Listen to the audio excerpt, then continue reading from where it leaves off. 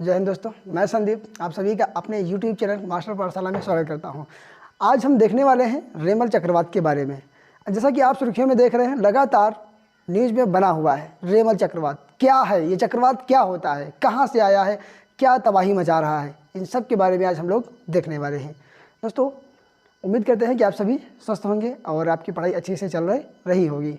गर्मी का कहर है, ये कैसे उठ रहा है देखेंगे अभी हम इसे। फिलहाल हम बात करते हैं पहले चक्रवात के बारे में।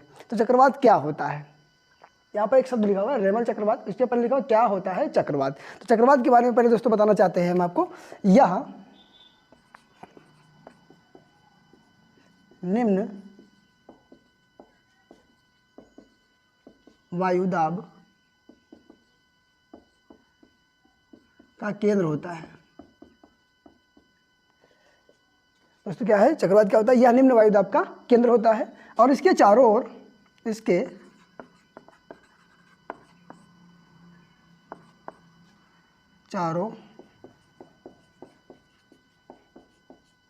चारों ओर बढ़ते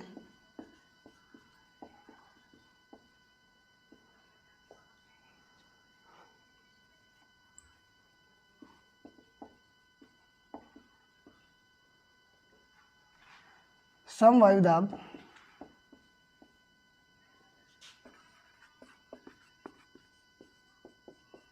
की रेखाएं होती हैं। दोस्तों क्या देखें, यह चक्रवात है। चक्रवात कैसा है, यह निम्न वायुदाब का केंद्र होता है। इसे नोट डाउन कर लीजिएगा, यह निम्न वायुदाब का केंद्र होता है। इसके चारों ओर बढ़ते समवायुदाब की रेखाएं होती हैं। आपने देखा होगा दोस्तों, नीचे इस तरह से होता है, फिर बढ़ता हुआ ऐसे ऐसे बढ़ते हुए बड़े बड़े गोलों के साथ में चला जाता है। इस यहाँ पर एक चित्र आपको लगा के मिल जाएगा पीपीटी के थ्रू, तो वहाँ पर आपको अच्छे से समझ में आएगा। जैसे कि देखा होगा दल प्रवाह में जब तरंगें उठती हैं, तरंगों के साथ साथ में ही वो बढ़ती हुई चली जाती हैं, पहले छोटी फिर बड़ी फिर बड़ी फिर बड़ी, ऐसे ही सेम ऐसे ही चलता रहता है। ऐसे शब्द लिखा हुआ बढ़ते हुए समवायुदाब की रेखाएं होती हैं। दोस्तों ने देख लिया चक्रवात क्या होता है। अब देखते हैं चक्रवात के प्रकार।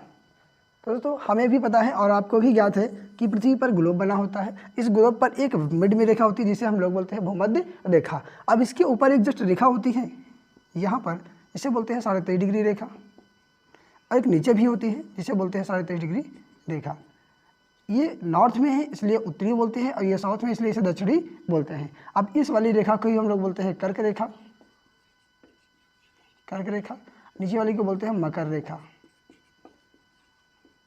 और इन्हीं दो रेखाओं के मध्य का जो क्षेत्र होता है, ये वाला जो क्षेत्र है दोस्तों,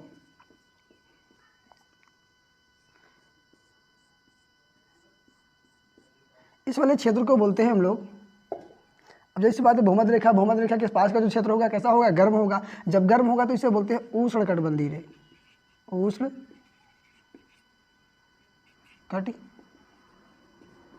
क्षेत्र।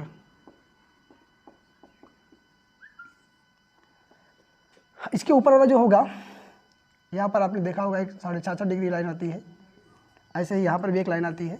तो इसके बाद वाला जो लाइन होता है, ये ऊपर वाला, ये वाला, इसे बोलते हैं शीतोष्ण कटिबंधीय क्षेत्र। दोस्तों इसी के अनुसार ये चक्रवात के भी दो प्रकार होते हैं, एक उष्णकटिबंधीय चक्रवात और एक होता है शीतोष्ण कटिबंधीय चक्रवात। दोस्तों बात करते हैं यहाँ पर भी जो चक्रवातों की दिशा होती है उनके बारे में बात कर लेते हैं। तो जो उष्णकटिबंधीय चक्रवात है, उष्णकटिबंधीय चक्रवात है, इसे हम लोग बोल रहे हैं उष्णकटिबंधीय, अर्थात यहाँ पर गर्मी है, हम लोगों भी इस गर्मी का सहन कर रहे हैं, लगातार इसको बर्दाश्त कर रहे हैं और टेम्परेचर बढ़ता ही जा रहा है। कारण क्या है, बढ़ते हुए वायुदाब के साथ साथ में इनकी टेम्परेचर बढ़ रहा है। हमने भी क्या कहा, यह निम्न वायुदाब के केंद्र होते हैं, लेकिन बढ़ते जा रहे हैं, उच्च की ओर बढ़ते जा रहे हैं। आगे हम लोग देख रहे हैं यहाँ पर उष्णकटिबंधीय चक्रवात। यहाँ पर चक्रवातों की दिशा क्या होती है, तो ध्यान दीजिएगा दोस्तों, यहाँ पर जो भूमध्य रेखा है, इसके उत्तर की बात करें, नॉर्थ की बात करें, उत्तर में इन्हीं चक्रवातों की दिशा घड़ी की विपरीत दिशा में होती है, अर्थात घड़ी इस तरह से चलती है तो इनकी दिशा इस तरह से होती है, उल्टा। इसको ध्यान रखिएगा, उत्तरी गोलार्ध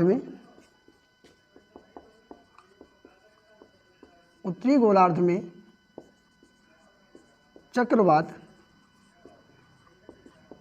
चक्रवात की दिशा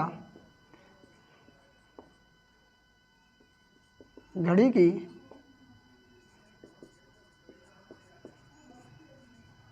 विपरीत होती है। लेकिन यही बात करें हम दक्षिणी गोलार्ध में,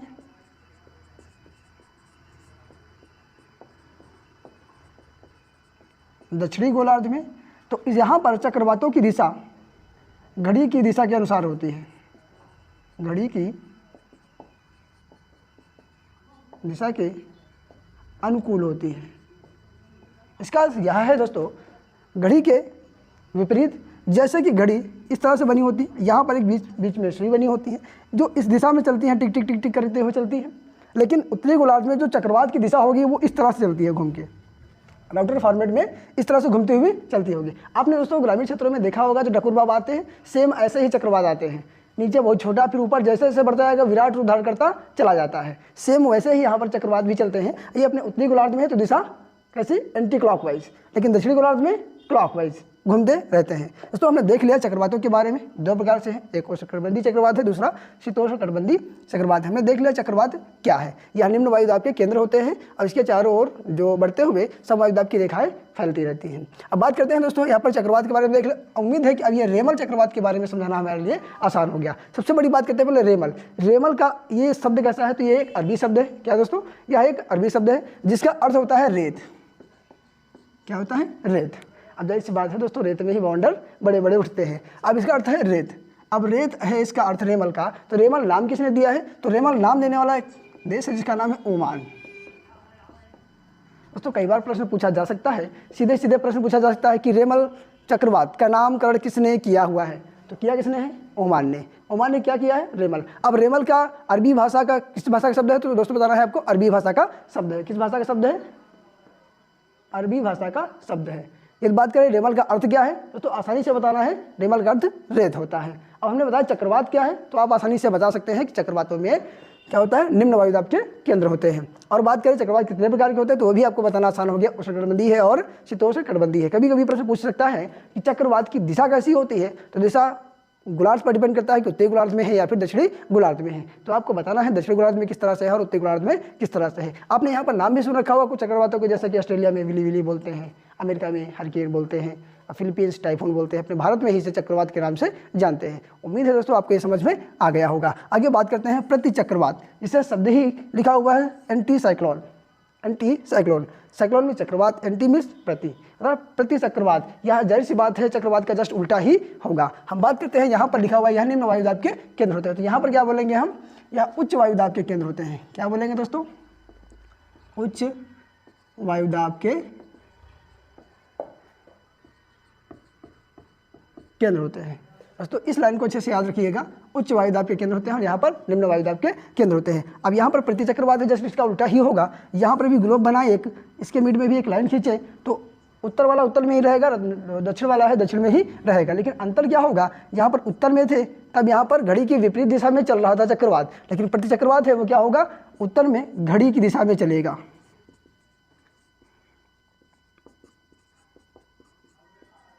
घड़ी की दिशा में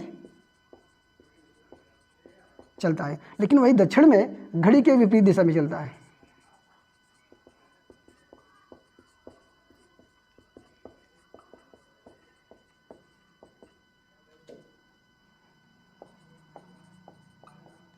उम्मीद है दोस्तों आपको प्रति चक्रवात भी समझ में आ गया होगा, चक्रवात के प्रकार भी समझ में आ गए होंगे, क्या होता है चक्रवात ये भी समझ में आ गया है। और हमने बात करी है रेमल चक्रवात। अब रेमल चक्रवात का नामकरण किसने है, ओमान ने किया है। रेमल का अर्थ होता है, हिंदी अरबी भाषा का शब्द है, ये है क्या, अर्थ है क्या इसका, रेत। तो अब बात करते हैं हम लोग ये उठा कहाँ पर है, अपने भारत में। तो आपको ज्ञात होगा दोस्तों, अपने यहाँ जो उत्तर भारत का क्षेत्र है जहाँ पर पश्चिम बंगाल या असम त्रिपुरा जैसा क्षेत्र है, उसकी बात करें तो उसी के जस्ट नीचे एक समुद्र या पानी भरा हुआ जिसे बोलते हैं बे ऑफ बंगाल, अर्थात बंगाल की खाड़ी। दोस्तों उस बंगाल की खाड़ी से उठा हुआ है जो रेमल चक्रवात है, वहीं से उठा हुआ है। और ये आकर के सबसे ज़्यादा तबाही मचा कहाँ पर रहा है, तो पश्चिम बंगाल वाले क्षेत्र में। आपको हमने याद रहा होगा, इतिहास पढ़ाते वक्त बताया था मिदनापुर वाला क्षेत्र। तो ये मिदनापुर वाले क्षेत्र अर्थात वर्धमान वाले क्षेत्र को ही लगातार टॉर्चर किए हुए जा रहा था। तो वहाँ के लोगों को प्रताड़ित करता हुआ आगे की ओर बढ़ रहा है। जबकि गवर्नमेंट ने भी अलर्ट जारी कर रखा है कि बिहार वाले जो क्षेत्र हैं, जो इधर पूर्वोत्तर वाला क्षेत्र है, उसको खाली करवाने की भी बात चल रही है। अब फिलहाल बात करें तो जब शुरुआत हुई थी तब इसकी स्पीड लगभग 113 किलोमीटर पर घंटा थी, लेकिन अब वर्तमान में थोड़ा थोड़ा कम होती जा रही है। जैसे जैसे इसकी डिस्टेंस बढ़ती जाएगी वैसे इसकी स्पीड कम होती जाएगी। दोस्तों हमने बता दिया आपको उठा कहाँ से है, बंगाल की खाड़ी से। सबसे ज़्यादा तबाही कहाँ पर मचाई है, तो पश्चिम बंगाल वाले क्षेत्र में। यदि बात करें कभी इसके लोकल एरिया की तो बता देना आप मिदनापुर वाला क्षेत्र है। तो धन्यवाद। यदि वीडियो आपको पसंद आया हो तो इसे लाइक करें, सब्सक्राइब करें और अपने दोस्तों को शेयर करें। धन्यवाद।